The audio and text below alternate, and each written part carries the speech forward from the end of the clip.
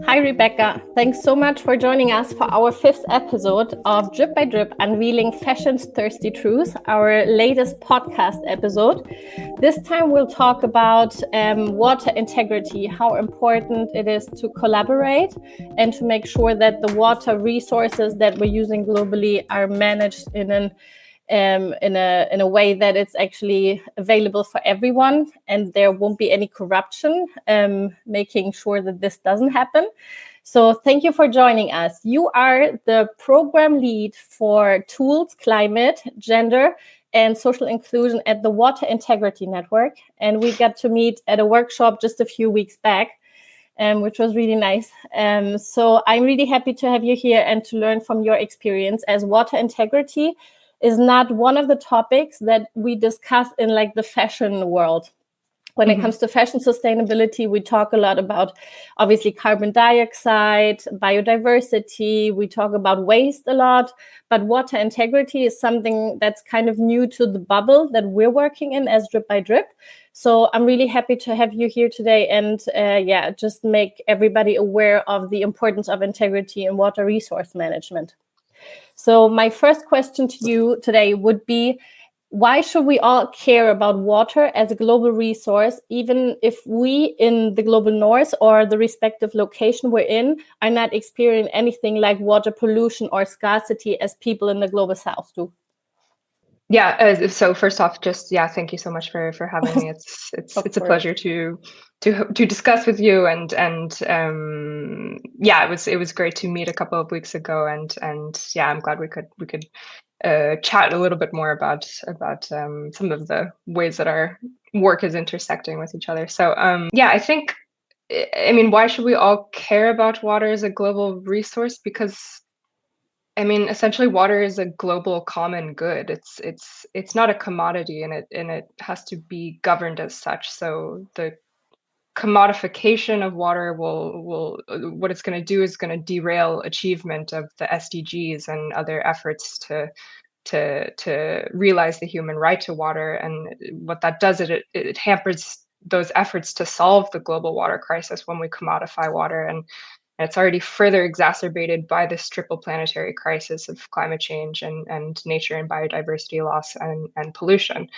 which affects the life and the health of billions of people around the world. So like climate change, I think the water cycle is very complex and it's interconnected to so many other systems. So even if somebody is not experiencing water scarcity in their own location, chances are that they are depending upon something that is affected by water scarcity, because it is this very interconnected thing. So whether that's food or goods or what have you, the clothing on our backs, it's happening in other regions, even if the region that you're living in may not be affected by water scarcity. So I think we can also see that water scarcity can manifest very quickly, and the circumstances can change very, very quickly. So, regions that previously have not been experiencing water scarcity are now experiencing that. So things can change very fast. So I think in that sense, all the more reason to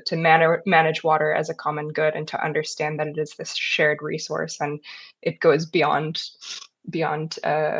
boundaries. It goes beyond territories of borders. So we need to be prepared for that uncertainty. So yeah. I think so too. Thanks.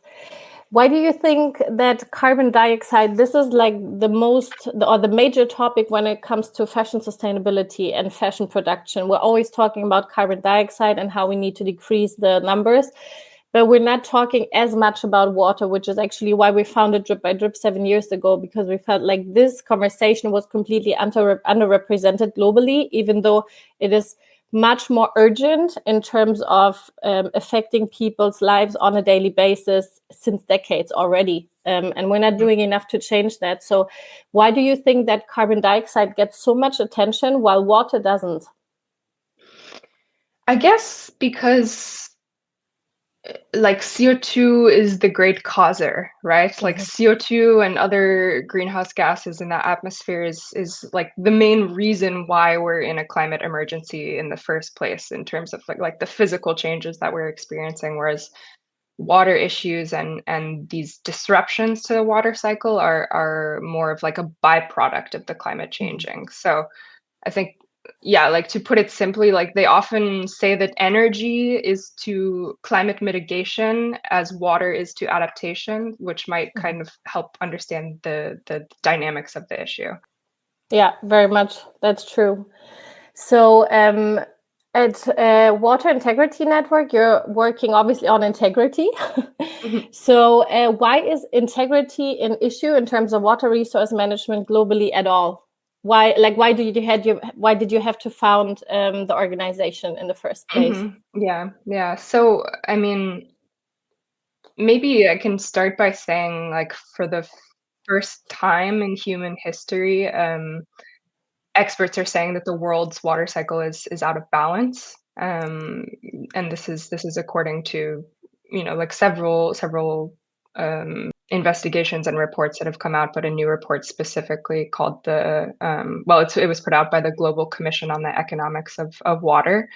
So essentially, what they're saying is we can no longer count on freshwater availability for our collective future. So, I mean, climate change is certainly playing a major role in that reality. But what is really important to note, and what WIN has kind of been saying since its inception, which is over 15, 20 years ago, is that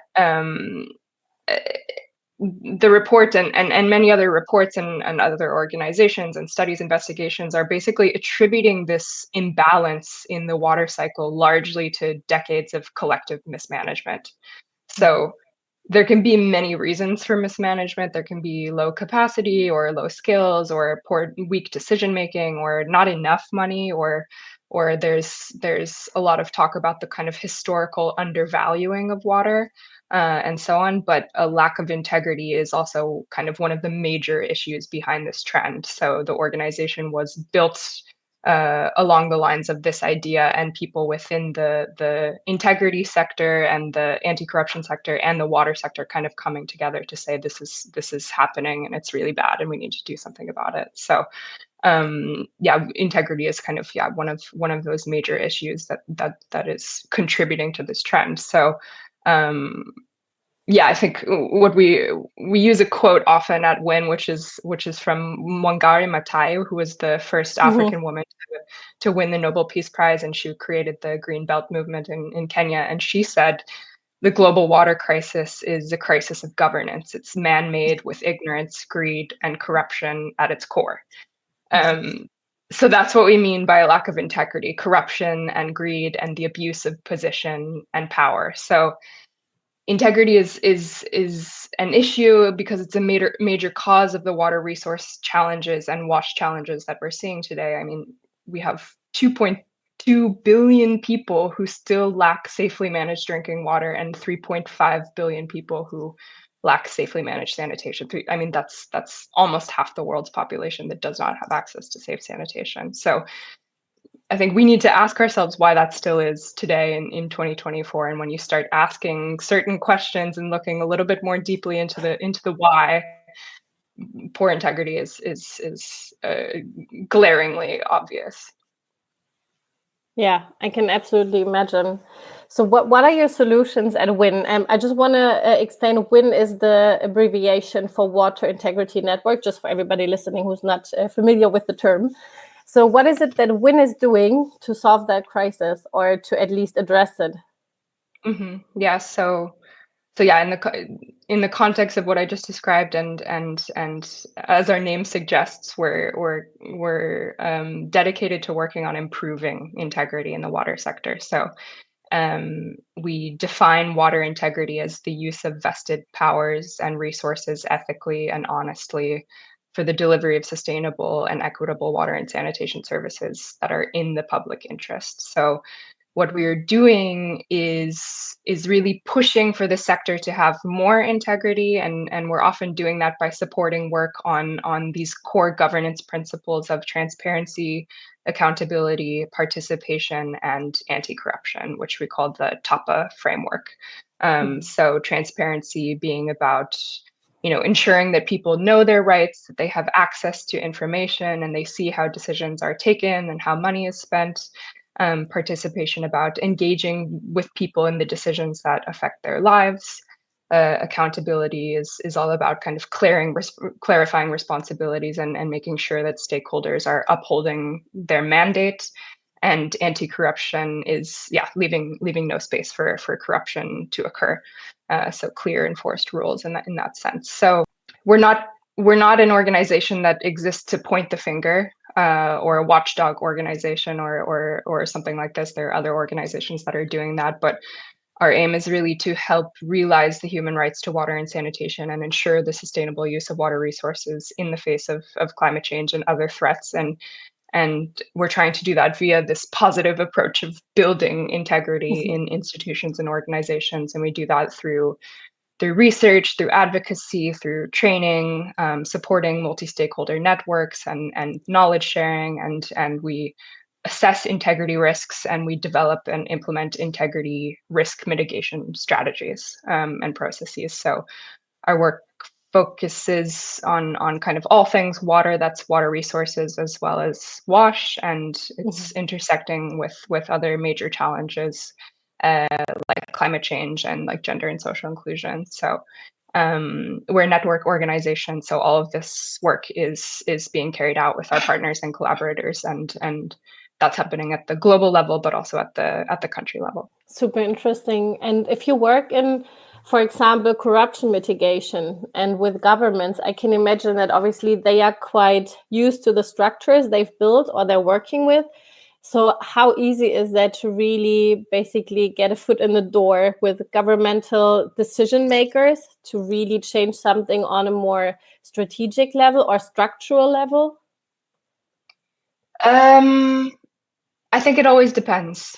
It always depends how, what kinds of challenges that institution has faced, whether it be, their capacity to carry out their mandate, or whether it be, major corruption scandals, and, the institution is suddenly in the news, or, there's a reputational thing going on. But I think it always depends on all these different factors that are kind of contributing to how willing and open that institution is to addressing these integrity issues. It can be a kind of, it can also be a mitigating element. It can be, sometimes it's a major undertaking because there's so many issues, there are so many challenges, there's been maybe major corruption scandals, and the institution needs to do a big 180, or it can just be a kind of ongoing work that institutions are undertaking to ensure that the systems that they have in place are strong and are being kind of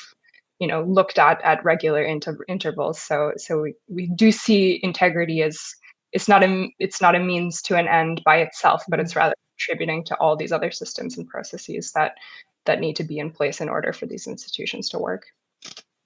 Yeah, I get that. And how does the private sector come into play? Because obviously we're working a lot with textile companies, but also factories, so suppliers from the global south. What role do they play in this whole sphere of water pollution, water waste? How do they come into the picture? Yeah, I mean, the short answer is a major, like a major role. Yeah, I mean, especially when it comes to issues of scarcity and pollution, I guess, I mean, largely because we're living in a capitalistic system globally. So I think it's safe to say that a lot of private sector actors that are using water resources, they have their own interests in mind above all else, and those interests are often very much at odds with the protection and conservation of water resources. And because they are fundamentally operating as a part of a capitalistic system that is based on extraction and exploitation of natural resources, including water. So some of that provides other necessities to society. So agriculture, for example, is a major consumer and polluter of water, but it also provides us with food to sustain life. So, I mean, to a degree, the same can be said of textile companies. We need clothes to keep us warm and all of that. But I think the point is that the activities of these sectors and these companies has gone to such an extreme has gone so unchecked, especially in vulnerable communities or countries where people do not have the means to fight back, or where governments do not have the proper regulations or systems in place to ensure that these resources are being used responsibly, that we are now finding ourselves in a crisis situation, and a lot of remedial work needs to be done. So I'll give you an example, because one of our focus countries is Mexico. So in Mexico, the current water concession system, so basically the permits that the government is giving out to private sector actors, gives major preferential treatment to private companies who use and pollute billions of liters of water per year. And not only that, but they're often exceeding what is allowed to them with total impunity. So there are major integrity issues in that system, and I would be surprised if corruption isn't playing a major role in that. And at the same time, Mexico City, which is one of the world's mega cities, is repeatedly facing potential day zero scenarios, and where the city will run out of water, and other areas of the country are experiencing also severe drought and issues of water pollution. So all that to say, the private sector is playing this massive role, and they need to understand that they also have an interest in protecting water as a natural resource. And there's this trend of very short-sightedness when it comes to environmental issues, and there is engagement that needs to happen with the private sector, because they also rely on water, and maybe not for life, but surely to protect what they do and to remain economically sustainable. So the world simply cannot function without enough clean water, either from an economic perspective, but also from a perspective of life and health and well-being. Yeah, from our experience working with private companies from the textile industry, we often, when we try to stress the point that the water resources in the supplying countries are crucial to their business model, basically, and the products they produce, because if the water runs out, then how the supply is supposed to die or to even grow cotton, cultivate cotton. The answer is always that this has to be handled by the local governments and legislation. This is not our concern here in the global south, in the global north, to stress that water governance and water resource management is an important factor for our suppliers. So we don't want to interfere with their business, kind of. So I think that there still needs to be a lot of work done to make them understand that this is important for future-proofing their own business models, basically. But yeah, we're really at the beginning of this whole conversation, I'm afraid. At least that's how it feels for us when we talk to companies. Yeah, it reminds me of this kind of donut economics model of like, you can operate your business or whatever can operate within these boundaries, as long as it's, these other things that are essentially public priorities or societal priorities are the main kind of structure. And then as long as those are being respected, then that's how we should be operating. Yeah, exactly. So from Wynn's perspective and point of view, how would you describe that, like, good water resource management or water stewardship can be done, and how it should be done with integrity to ensure that it's done sustainably and not just for a short period of time until, for example, the government changes and then all structures are being destroyed again, and the whole work was in vain, kind of? Yeah, I mean, so the term water stewardship is, like using water that is socially and culturally equitable and environmentally sustainable and economically beneficial, and I guess through that achieved through a stakeholder inclusive process that involves both site specific and catchment based actions. So I think from the perspective of Wynn and many others working in water stewardship, the main point is just you have to put the public interest first. That is of utmost priority. And I think a lot of stewardship initiatives or actions, it's companies that might be trying to appear a certain way of, look, an element of greenwashing, to say, look at what we're doing. We've created this partnership and here we are, we're working with local communities. But the fundamental question is who has the power in those situations and who has the power in the partnership. So oftentimes it might be okay, a group of NGOs and civil society, and then a private sector working on, solutions in a site or a catchment area, but it's still being driven by the interests of the private sector, and they're still exercising the power that they have in those situations. And what we've seen is that stewardship work that is built on integrity is obviously multi-stakeholder in nature, and there's power balances and checks in place to ensure that no actor, within that process is exercising some sort of capture, political capture or whatever, and that fundamentally the public interest to conserve the water resources is leading everything, and within that, there are certain very very clear mechanisms that can be put in place in these partnerships that are based on integrity. We have a guideline actually for building and managing water stewardship initiatives with integrity, but there's things that you can do at every step of the process to ensure that these risks are not manifesting. But the point is really that, what is the public good, what is the public interest, and that needs to be driving the process.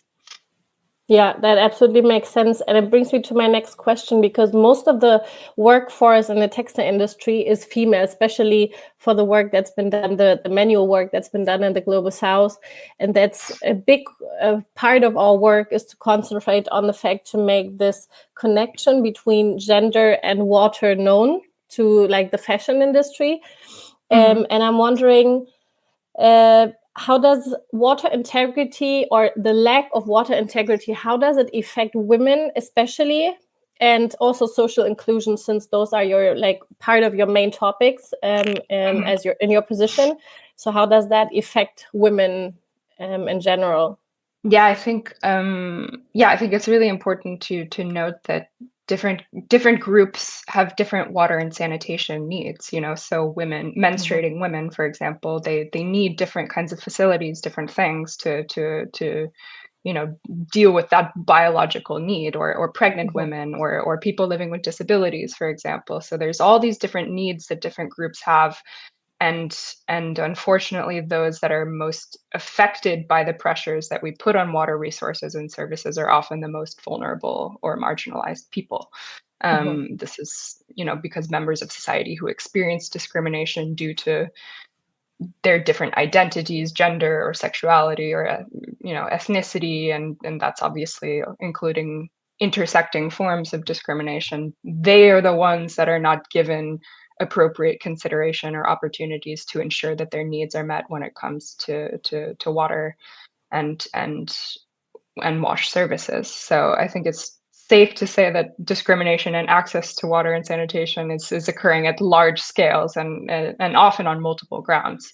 But because of those varying needs and existing inequalities and the uneven power relations that sort of manifest, in relation to different groups, or even the responsibilities that are assigned to different social groups. Like women, for example, are the main managers and collectors of water. They're the ones that are fetching the water on a daily basis in many societies. So this can often render some people more vulnerable to corruption and or a lack of integrity when dealing with water resources or wash services. So the presence or absence of integrity, therefore, has a very direct effect on different groups' access to water and sanitation, and how it is carried out has implications. How integrity is carried out has implications for different groups.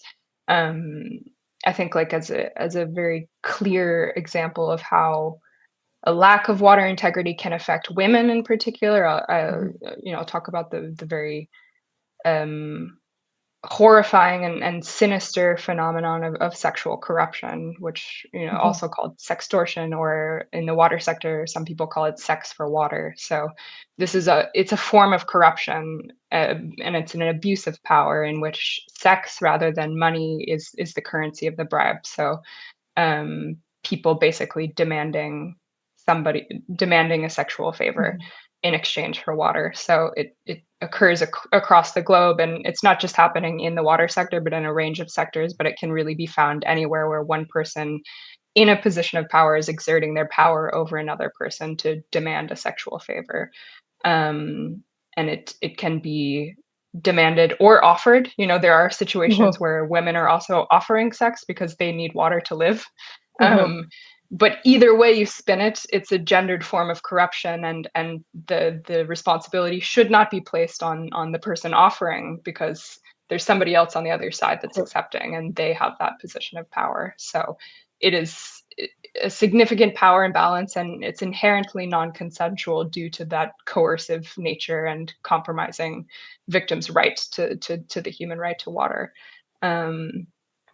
So, I mean, yeah, because women and girls bear the main responsibility for household water procurement, or providing water to their family or fetching water, and they also have specific water and sanitation needs. They are more vulnerable to abuse, and they are the ones that are out walking on the street and get attacked, or are extorted for sex when fetching water.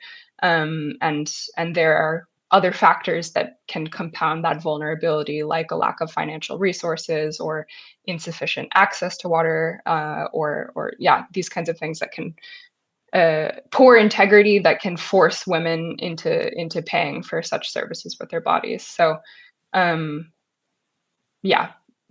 gendered responsibility for providing water to the household, but in combination with factors such as inadequate water points or insufficient water and sanitation infrastructure, or high prices, distorted high prices, are basically directly linked to the prospect of sexual corruption occurring. And for sure, things like climate change and its effect on water resources significantly compound that risk as well. And sadly, in many contexts and situations, the act has been normalized and institutionalized as a kind of daily occurrence, a fact of daily life. Yeah, crazy. That's something we always try to stress as Drip by Drip, also to make people understand the daily routine of a woman, for example, in Bangladesh, which is one of the most one of our main countries that we're operating in the global south, that they go to work, they work under horrible conditions for a salary that doesn't even cover their basic needs, irrespective of their family, but not even their own, for hours that are completely inhumane, under conditions that are unsafe and inhumane. Then they go home and they find no clean water because the industry already polluted the local water resources, rivers or river basins that are usually surrounding their villages or communities. And then this lack of water and lack of salary, it's just this vicious cycle is so strong. And it's always fascinating to me that we still have this marketing campaigns in the global south of women wearing T-shirts from H&M and stuff, from fast fashion companies with feminist titles on them, while completely ignoring the fact that this industry is completely destroying the lives of women elsewhere in the world, and that feminism just in the global north doesn't even make sense if it's not integrated in the whole global, just the global perspective. So it's just something that I'm always very frustrated about. When we celebrate World Women's Day, for example. My favorite day. Totally. Yeah, there's a lot to do to push beyond the kind of tokenist white feminist narratives that pervade most Western global North societies. Absolutely. Yeah, I think I would also add that there's what we have researched is obviously sexual corruption happening when women are trying to access water, but we've also seen cases of it happening in other areas in the workplace itself. There were some conservation projects in Kenya, and within these conservation projects, basically managers were bargaining by saying, oh, well, you'll get a promotion if you have sex with me, or you'll get a promotion if your wife has sex with me, or something like that. So it's not it's not happening just outside organizations, but also within organizations and institutions. True. So yeah, this is what we hear from our partners also from the textile industry, the supplying factories in the global south that we work with. We hear that a lot too, unfortunately. Yeah. So since we're both of our organizations are being active in Bangladesh, I saw when researching for this episode on WIN's website, I saw that you had a campaign run in Bangladesh about wash facilities in Bangladesh. And I stumbled across a sentence that you had in the final report that says that in one national hygiene baseline survey in 2014, it was found that the average school had only one toilet for almost 200 students. It was, I think, 187 or something like that, students who only had one toilet available, which was absolutely mind-blowing, because I know about the wash situation in Bangladesh from our project, but I wasn't aware of situations as dire as this. So I would like to ask you just to share a practical example of what WIN does. Can you explain what the campaign was all about and what the outcome was? Yeah, so I think we decided to undertake this work because, yeah, as you said, like the toilet situation in schools was in such a dire condition, and there had been already other organizations and governmental institutions within Bangladesh that had realized this and acknowledged that there was like a major issue. So basically, I think it was like 2015, the Ministry of Education in Bangladesh had issued a circular to improve wash conditions in schools, so secondary and high secondary schools, in Islamic religious schools, and technical and vocational institutions. So, but what was observed is that basically there were very little government directives to enforce these standards that the ministry was asking for. So as a result, facilities in schools kind of remained in a very terrible state. They were unclean, or even if there were toilets, they were just locked and not in use, or they were completely non-existent, which was obviously causing a range of issues and increasing the prevalence of waterborne diseases and absenteeism in school-aged children, especially girls who are menstruating. So in this context, WIN and partners in Bangladesh basically set out to better understand our hypothesis, which was we thought there was a major lack of awareness and poor accountability and participation. There were legal responsibilities and obligations that were not well understood, and there was limited transparency on funding or few channels for complaints, or very poorly functioning channels for complaints, and a risk that the money that was supposed to be allocated for building or maintaining toilets was being siphoned off for other purposes because of corruption. So what we did was applied one of our flagship tools, which is called the Annotated Water Integrity Scan, which basically works by assessing the integrity situation through a participatory workshop, during which stakeholders basically score identified risk areas in terms of levels of transparency, accountability, and participation. So we adapted the tool based on the requirements that the Ministry of Education was asking for. And then facilitated workshops in over 60 about 60 schools, I think. And in the workshops, we had participation from parents and teachers and the management of the schools, community members, local leaders, CSO representatives of the communities, and then also local administrators. So the analysis basically confirmed what we had thought, that there were significant TAP gaps. So there was poor information on budgets and expenditure. Schools didn't have any written directives or clear responsibilities assigned. There was poor oversight. There were no, like, accounting procedures weren't being followed when there was money being invested into these toilets.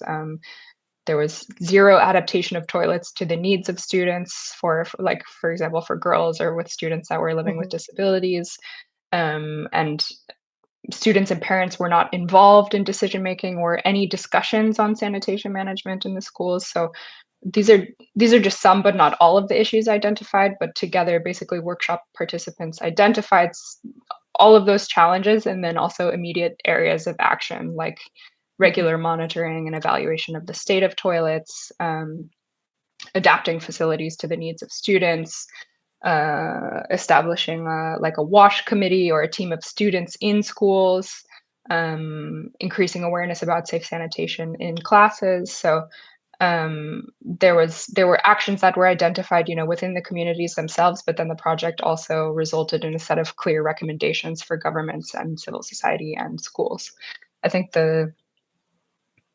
in that sense, the uptake of recommendations is always easier when you can when you have that personal relationship. I think recommendations for governments, it's much more challenging. You have to put them out there, but yeah, it's a challenge to get them taken up. But I think like some of the main things that the project achieved is that the issue was really called out where it had been ignored or not understood before, amongst parents, amongst school administrators, and also local administrators. It also kind of pushed schools and local administrators to be more accountable and to help parents and students understand their rights around advocating for better conditions and how they can be a part of these decision-making processes, or at least influence decision-making. And I think it was a necessary project because in this type of case, one can clearly see that like only physical or technical solutions themselves won't work, because you need those processes and systems in place that are grounded in integrity and kind of good management and governance of the facilities themselves. So I mean, probably all of us have seen, you can build a brand new shiny water tap or toilet or public facility of some kind, and it can look really good, but if without those kind of systems in place, then the physical infrastructure very quickly declines, and it can become an old, dirty, malfunctioning, and potentially dangerous sanitation facility very, very quickly. We've all been in a really gross public bathroom, and if somebody would have been maintaining the bathroom, then maybe it would have been a much better experience. So I think that's some of the main things that the project achieved, and I think hopefully had some very positive knock-on effects for the schools themselves. Did you get any feedback so far? If any of the schools were able to improve the situation after your recommendations were published? I do think there were some positive changes. I would have to go back. It was before my time, actually, but I would have to go back and look at, what was changed. But I know that there were basically 30 schools that were a part of like a control group, and then 30 schools that were, examined, to track the changes that were implemented, and there were some positive changes as a result of the process. Nice. That sounds great. Like a really impactful initiative, definitely. Fantastic. Rebecca, we're almost at the end of our time, so I'm just going to drop my final question, which is something I ask every guest on our podcast. What's the most shocking fact about water that you think everybody needs to know to make them understand the cruciality and importance of water for everyone? Yeah, I think, I mean, maybe it won't come as a surprise, but I think it's really along the lines of the work that the water integrity does. I think this connection between water issues, how connected water issues are to poor integrity and corruption. So I think people who experience water stress on a daily basis, and perhaps people who are living in societies where petty corruption or whatever is a part of their daily existence, they're perhaps already aware of this. But for those of us who can just turn on a water tap every day and we don't regularly have to wonder where and how we're going to access our water, it's really important to keep that in mind. And this can happen anywhere in the world where integrity is not prioritized. I mean, I don't know if you're aware of what's happened in the UK over the past years. The system was privatized, and integrity was basically, as a result, greatly reduced, and there was bad regulation and incompetence and greed, and with that came failing water infrastructure and sewage being spilled into rivers and lakes, and majorly reduced confidence in the safety of drinking water. People were boiling their water just to be sure. And at the same time, shareholders were pocketing billions of pounds. So these companies are now drowning in debt, and the burden is now being put on the users to basically save the water system, because they can't go anywhere else for something that they always need, because there's a kind of natural, water often has a natural monopoly in places, So I think it's really important to remember that these things can happen anywhere, and anywhere where corruption or poor integrity is not being prioritized, and it's not exclusive to developing economies, but really where systems of governance do not consistently and consciously make an effort to ensure that integrity is there. So yeah, perfect. That's my final 2 cents.